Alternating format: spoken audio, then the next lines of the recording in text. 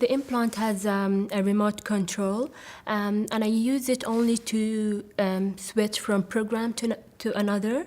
I also use the remote control to switch on the mini mic, but apart from that, I rarely use it.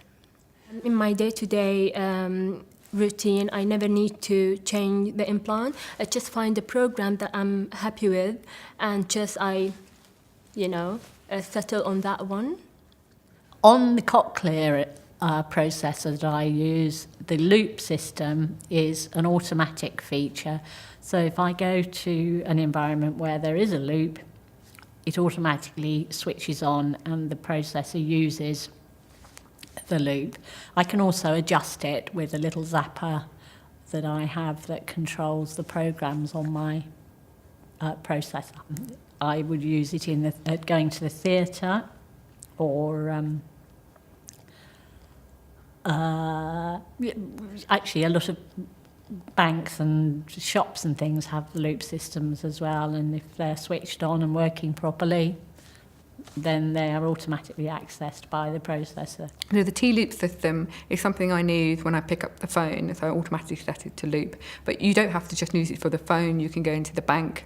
You can go into any institution. They should have the loop system for you. Depending on the situation, I choose to use it as and when. It's up to you. It's there and it is good, but you don't have to use it if you don't want to.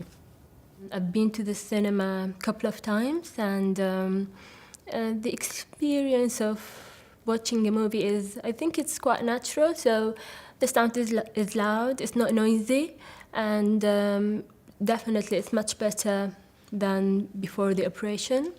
I have a mini microphone which I use because I belong to a flower club and we have demonstrators, and they seem to disappear behind their flowers when they're talking.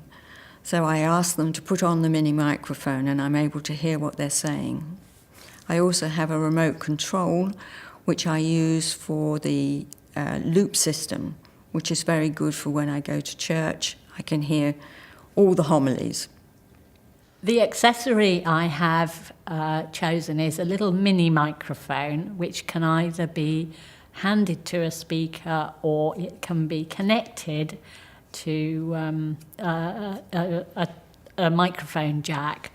I find it very useful for long distance travel if I'm on an aeroplane, because it means it can plug into the seat and I can hear the film sound, which was always previously inaccessible to me.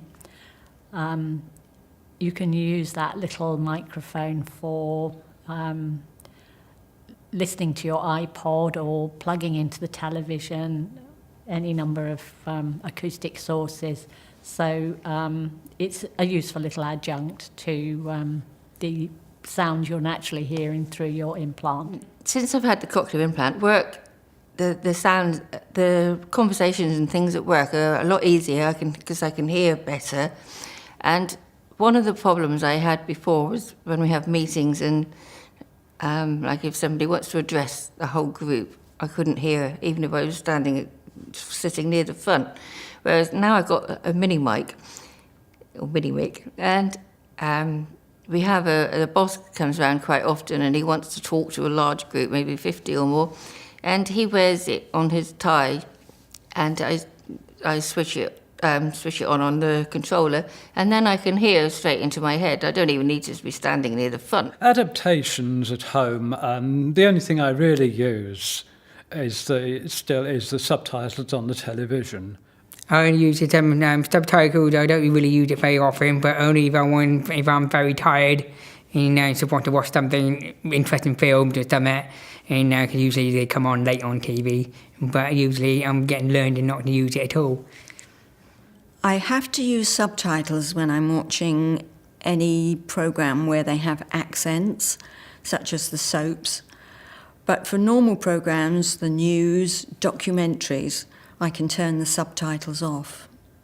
I still use the subtitles on the television because when you see a program, the camera is not always on the face.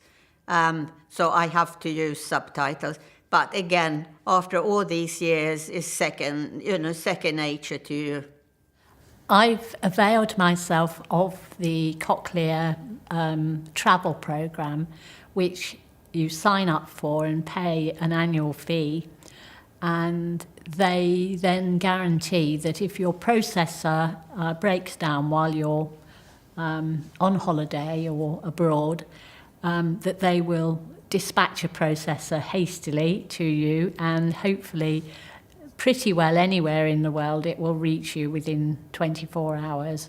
And I feel it's a bit like joining the AA. It's an insurance policy, which means that hopefully the worst won't ever happen.